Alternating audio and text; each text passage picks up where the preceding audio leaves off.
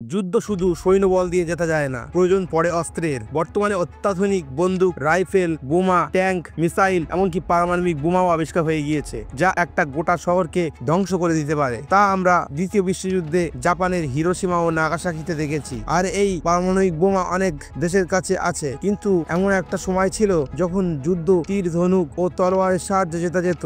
আর আজ থেকে 800 বছর আগে অস্ত্র শস্ত্র তৈরিতে ভারতের নাম ছিল বিশ্ববিখ্যাত। এখানে বিভিন্ন প্রকারের অস্ত্র নির্মাণ করা হতো। সেই সময় ভারত থেকে এইসব হাতিয়ার আরবে বিক্রি করা হতো, আর আরব থেকে সেগুলো চলে যেত ইউরোপে। এমন একটা তলোয়ার ইউরোপে এখনো আছে, যাকে বলা হয় পৃথিবীর সবচেয়ে শক্তিশালী তলোয়ার। এই তলোয়ারটার নাম দামাস্কাস দ্য গ্রেট সর্ড। আরবে এই তলোয়ারটাকে আজ শরীফ আলী 30 বলা হয়। এই তলোয়ার দিয়ে সিরিয়ান যুদ্ধের সময় সুলতান সালাউদ্দিন যুদ্ধে হাহাকার লাগিয়ে দিয়েছিলেন। শক্তিশালী এই তলোয়ার ঘোড়াসুদ্ধ সৈন্যদের দুভাগ করে দিয়েছিল। তবে এই তলোয়ারের নির্মাণ হয়েছিল প্রাচীন ভারতের অস্ত্রবিদ্যার উপর ভিত্তি করে। আজ সেই সময় এমন সব হাতিয়ারের বদলে আরবীয়রা ভারতীয়দের ঘোড়া দিত। বন্ধুরা, ইতিহাসে এমনই কিছু শক্তিশালী তলোয়ারের সাথে আজ আপনাদের পরিচয় করিয়ে দেব, তাই ভিডিওটাকে শেষ পর্যন্ত দেখুন। ছত্রপতি শিবাজী মহারাজের তলোয়ার। ইতিহাস ঘেঁটে দেখা যায় ছত্রপতি শিবাজী মহারাজের কাছে 3টি বিশেষ তলোয়ার ছিল, যেগুলির নাম হলো ভবানী,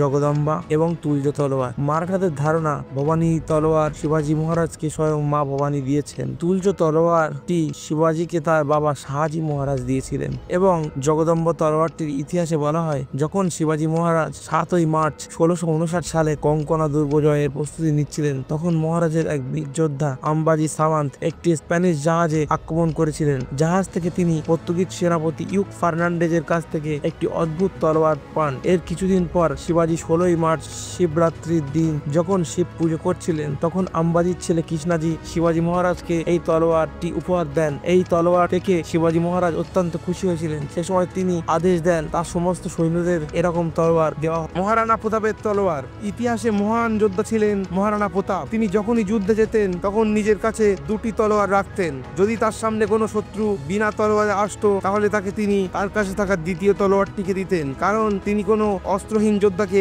আক্রমণ করতেন না। মহারানা প্রতাপের কাছে অনেক ধরনের তলোয়ার ছিল, কিন্তু মেবারের রাজ পরিবারের কাছে থাকা বিশেষ তলোয়ার, যা বংশ পরম্পরায় বহু রাজা ব্যবহার করেছিলেন, সেটি মহারানা প্রতাপের কাছে সবচেয়ে বেশি প্রিয় ছিল। ওই তলোয়ারের ওজন ছিল 25 থেকে 45 কেজি। বর্তমানে এটা উদয়পুরের জাদুঘরে রাখা আছে। মহারানা প্রতাপের ওজন ছিল 110 কেজি। এরপরেও তিনি 100 থেকে 150 কেজি ওজনের ঢাল তলোয়ার ও কবচ পরতেন। এত ভারী থাকা সত্ত্বেও তার ঘোড়া চেতক হাওয়ার মতো দৌড়াতো। সম্রাট পৃথ্বীরাজ চৌহানের তলোয়ার। পৃথ্বীরাজ চৌহান তার তলোয়ার দিয়ে জীবনের অনেক যুদ্ধে লড়াই করেছেন। এমনকি তিনি তার তলোয়ার দিয়ে বিখ্যাত তরাইনের যুদ্ধও করেছিলেন। বলা হয় তার কাছে 200 বছরের পুরনো এই তলোয়ারটি বংশ পরম্পরায় এসেছিল।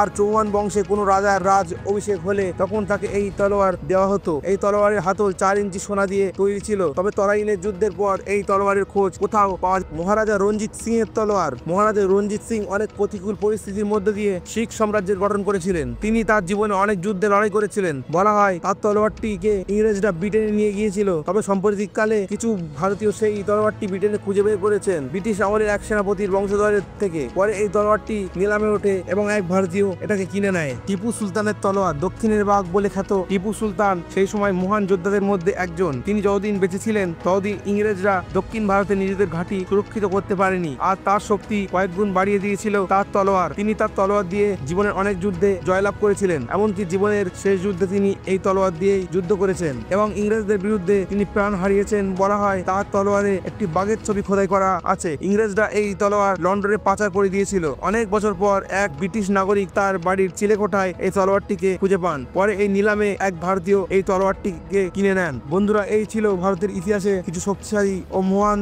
কিছু তলোয়ার। কেমন লাগলো আজকের ভিডিও কমেন্ট করে জানান। আর ভিডিওটা ভালো লাগলে একটা লাইক ও বন্ধুদের শেয়ার করে দিতে পারেন। দেখা হবে পরের ভিডিওতে। ততদিন ভালো থাকবেন।